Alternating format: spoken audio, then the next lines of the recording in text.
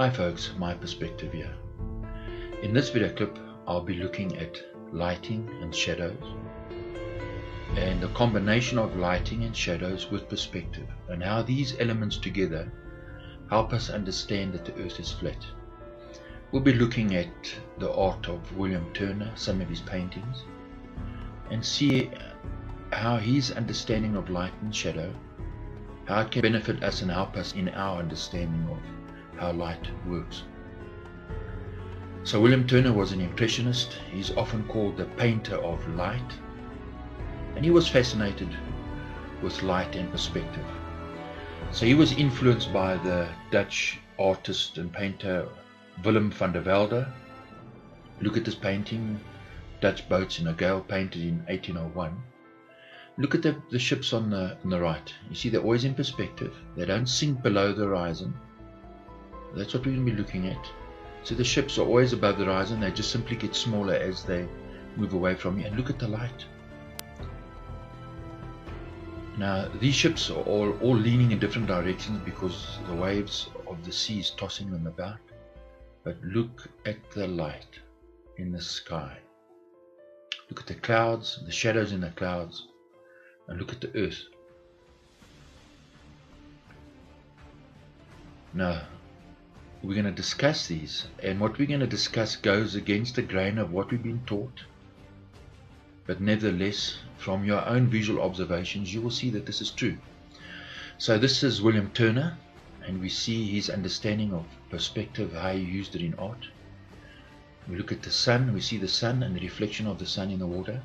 Look at the boats, the reflection of the boats is always underneath the boat. But also we see the moon and its reflection in the same water on the same surface. You see, this is the sun and the moon and the reflection in the same visual frame of reference. Look at the reflections. You see, this tells us William Turner understood the earth to be flat, because this is only possible on a flat plane. So let's analyze this. You see, from William Turner's perspective, if the sun is 150 million kilometers back and the moon is 400,000 kilometers back, you have two objects. How can two objects at those distances reflect on the surface you are standing on, if that surface is a ball? And yet, like the ship, its reflection is directly below the ship. How can the same apply to the sun and the moon if they are those far distances away from you and William Turner standing on a ball? You see, the reflections are always underneath the object, no matter how high they are from the surface or how far away they are from the surface. This is a simple 3D perspective thing. Reflections and objects on the horizon, no matter how far they are away, always reflect directly what is above it. So if the earth was a ball, this cannot apply. It doesn't matter what your angle is to that surface. Reflection stays the same. That's because that surface is flat. It has to be.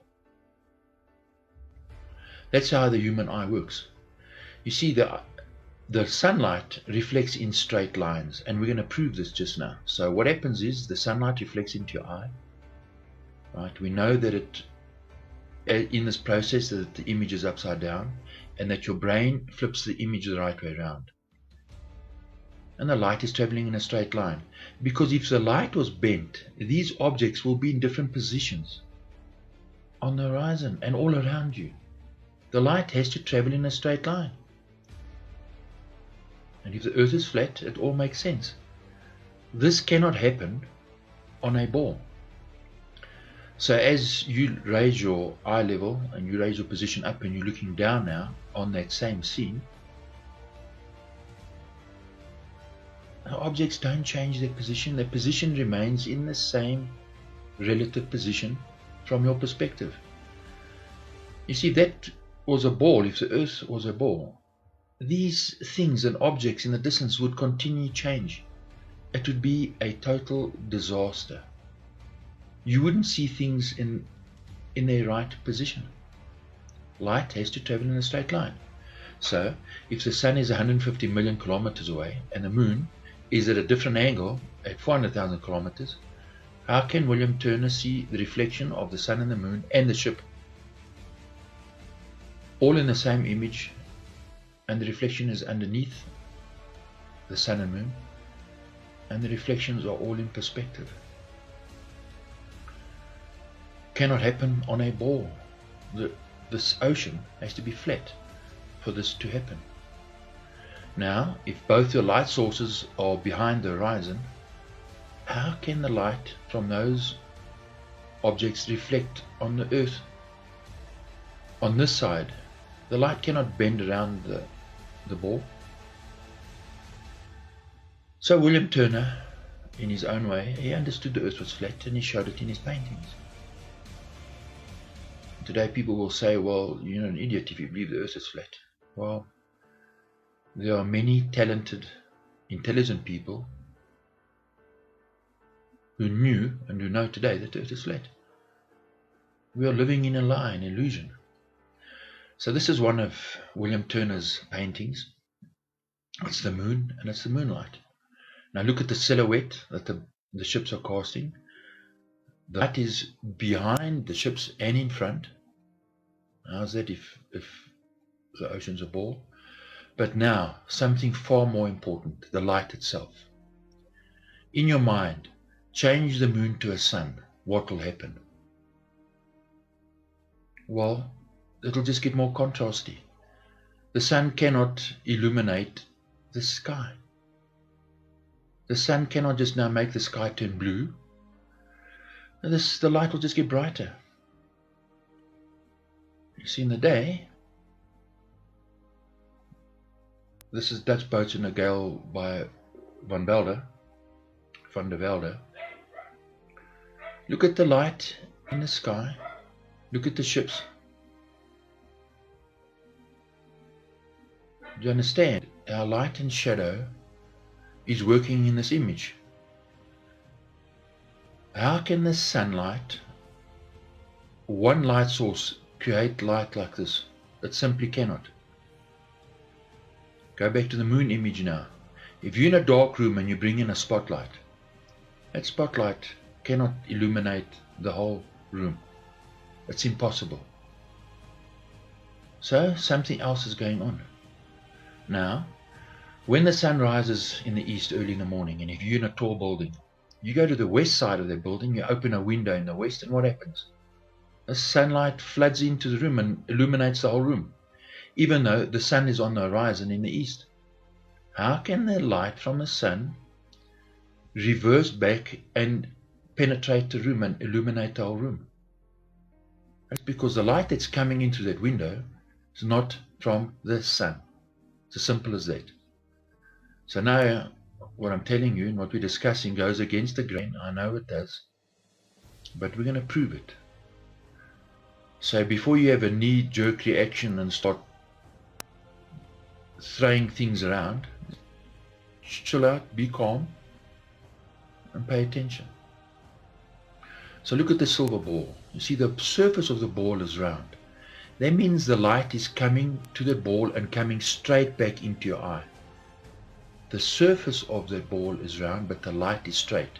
How do we know? Well, look at the shadows of the people. Remember, it's a mirror image, so the light is behind the photographer. How can the shadows on the left point towards the sun? It's impossible. So from this mirror ball image, we understand that light travels in a straight line. It hits the surface of this ball and comes straight into your eye. The ball is curved, the light is reflecting straight. And the horizon on this ball, flat and straight.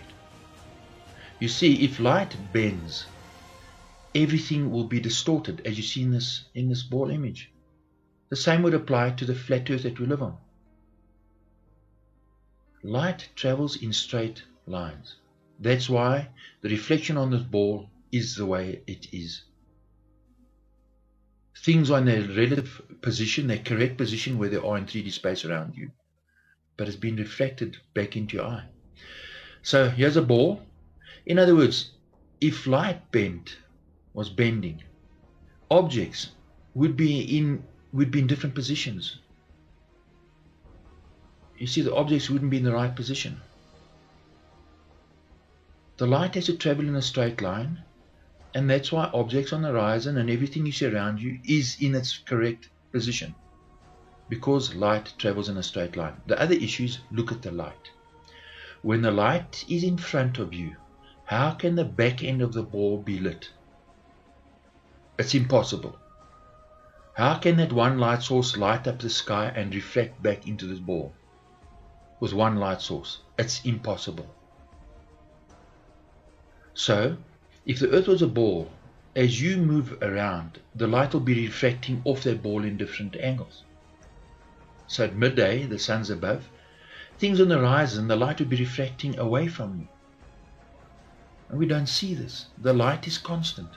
That means we're living on a flat plane. The light and the shadows don't change. They don't change angles during the course of the day. They stay constant. So as the sun turns and it's moving, the angle of the shadow changes with regard to where the sun is.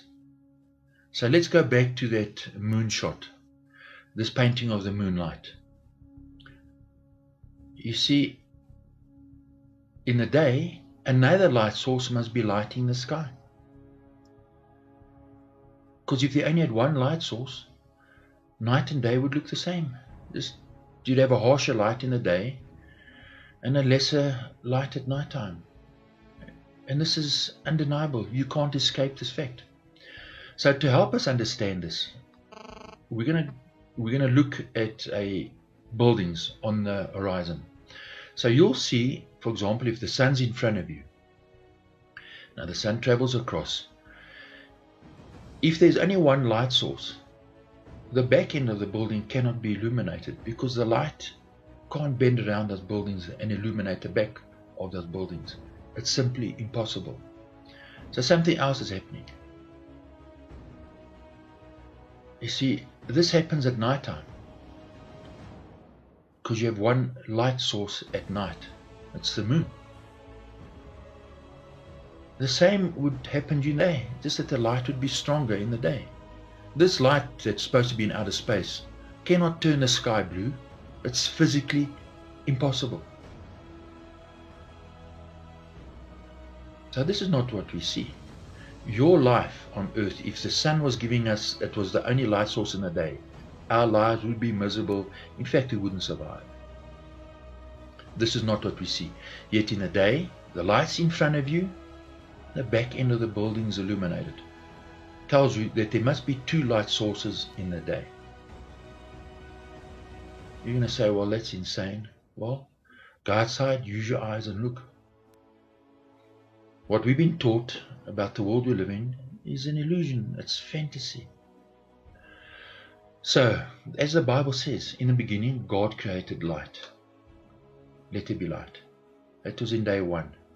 This is the light of day. It's not the same as the sunlight. He divided the light into dark and light.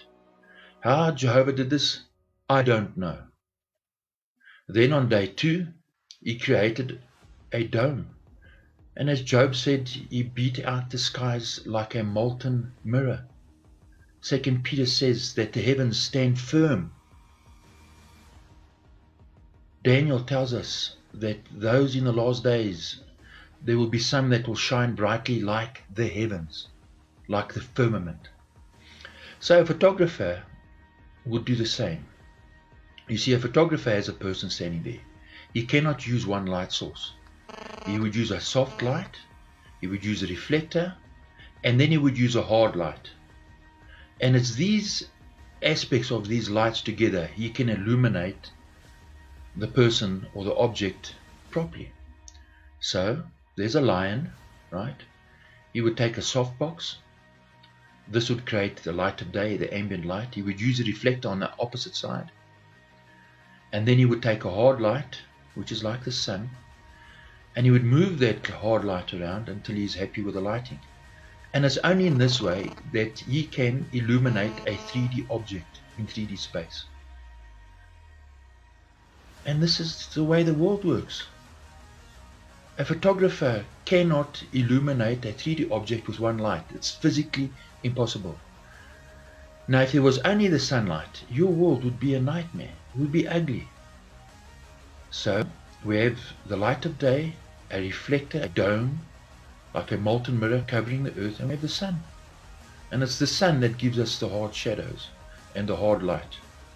And it's the combination of these three things, the two lights and the reflector, that we see the way we do. If there was no reflector, right, and there was no dome, right, so the light's not working from them, and we only have the sun, well, this is what the whole day would look like. The only time you'd see objects lit is when the sun was behind you. Your world would be like a horror movie. And that's a fact. Go try it out. We know this. The crazy thing is that we know this and we understand this, but when we go outside in the real world, we've been so brainwashed that we don't think. We don't appreciate or respect the creation. So here's the moon. The moon cannot illuminate the sky. It just simply cannot. It can't give light into the sky.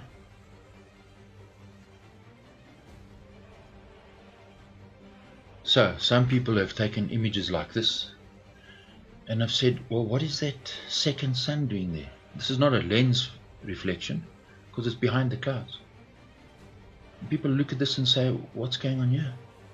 What on earth am I seeing? Well, you're seeing the sun reflect off the dome. And as Job said, that dome is like a molten mirror, beat out.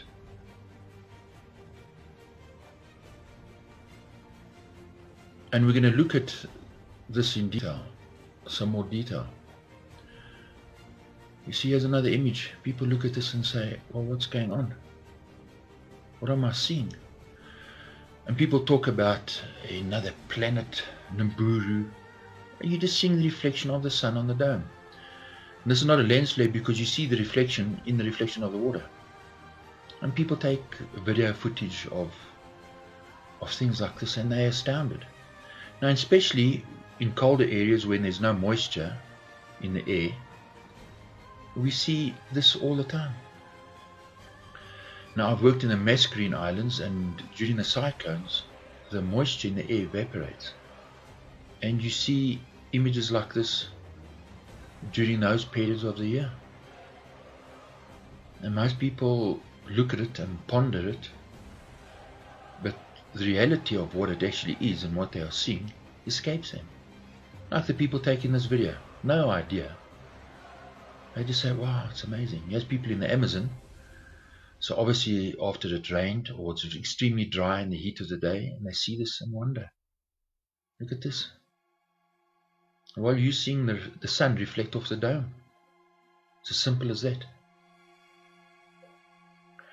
If the earth was a ball spinning around in space, well, explain how that's happening.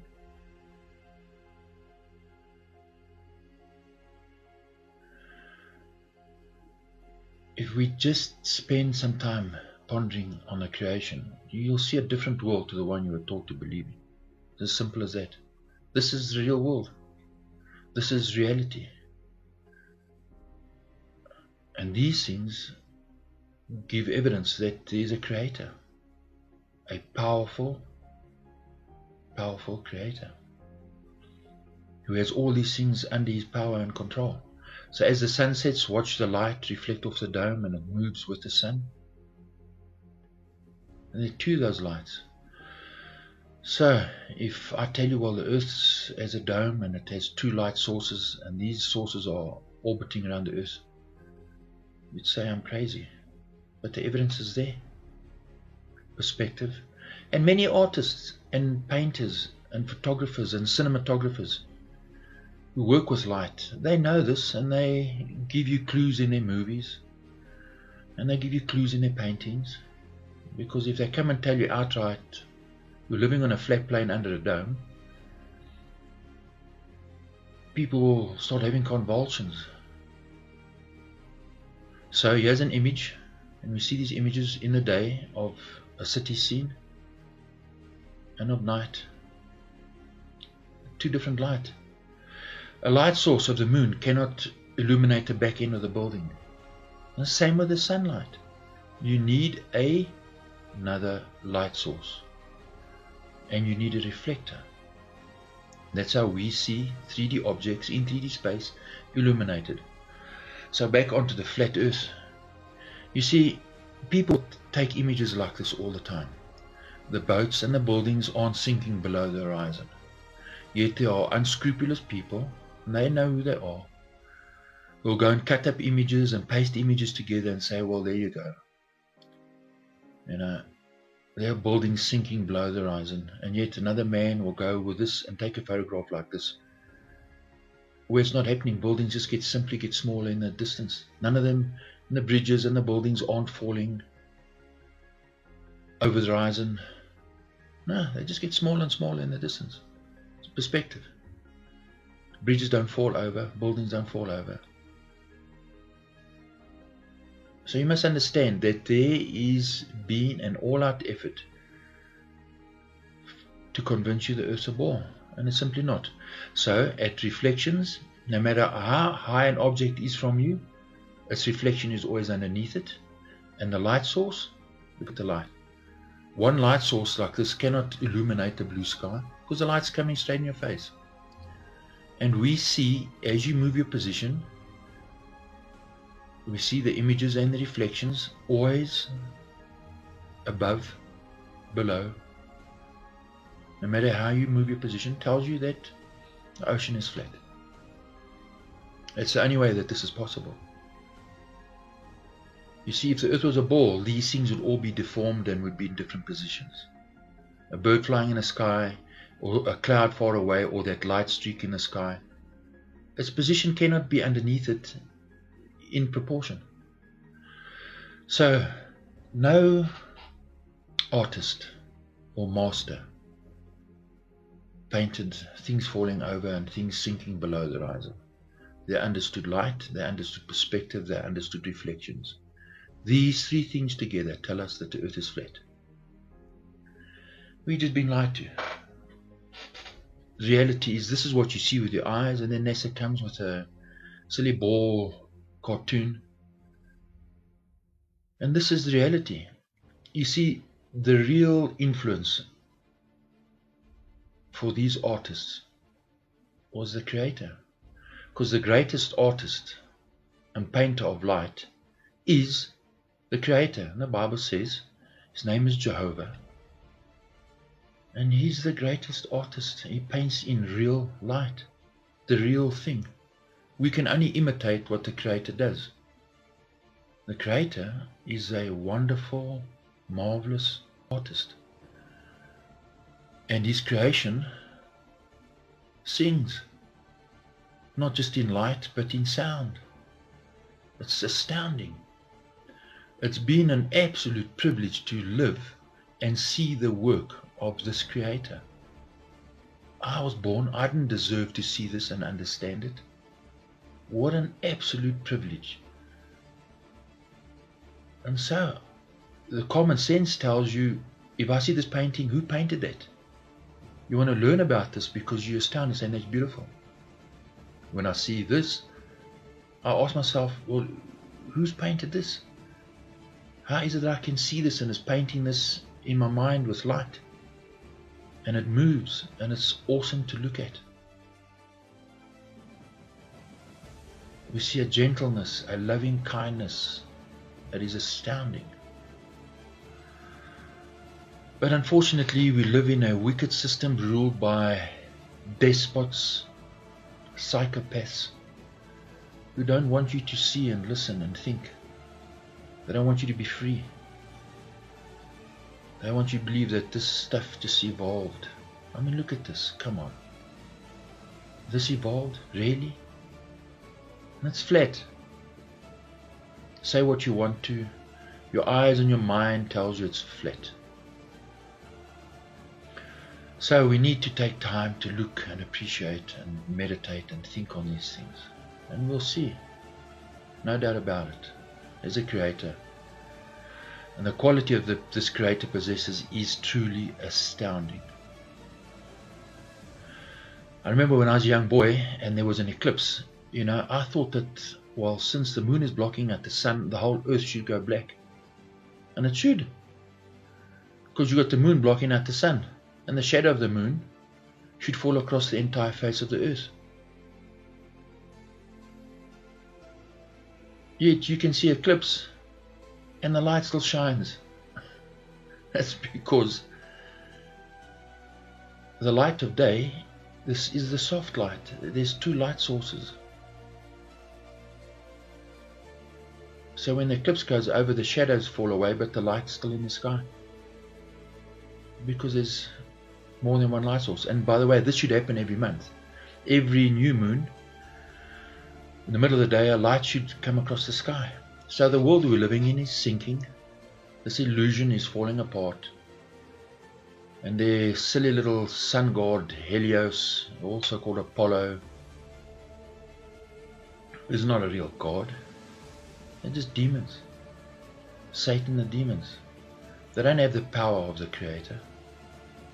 They want to be worshipped by men and honored by men and treated like gods, but they're not gods. So why would we go and honor them and worship them?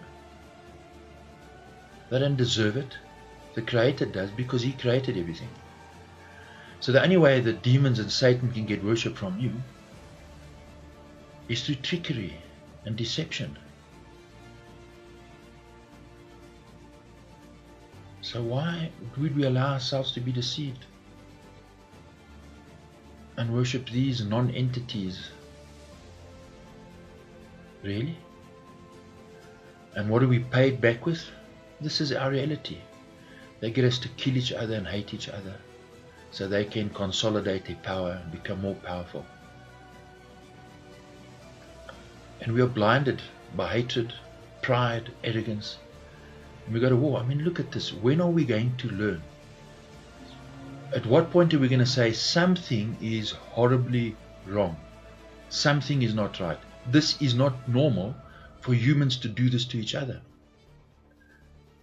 Yet there will be people who are prepared to take money and betray their fellow man. And they don't care. They know the truth. They simply don't care. The only peace that they want is this, when everything is dead. That is peace for them, because there's no life. When are we going to wake up? So the Queen of Heaven, the light that the Queen of Heaven gives is, this is the demonic forces. It's false, it's fake. So because of this, we find ourselves in dire straits. Nations not knowing the way out, turmoil, rioting. People are in a thick gloom because of these oppressive psychopaths. So the good news is that Daniel 2 verse 44 says that God's kingdom is going to come. It's going to destroy this entire wicked system.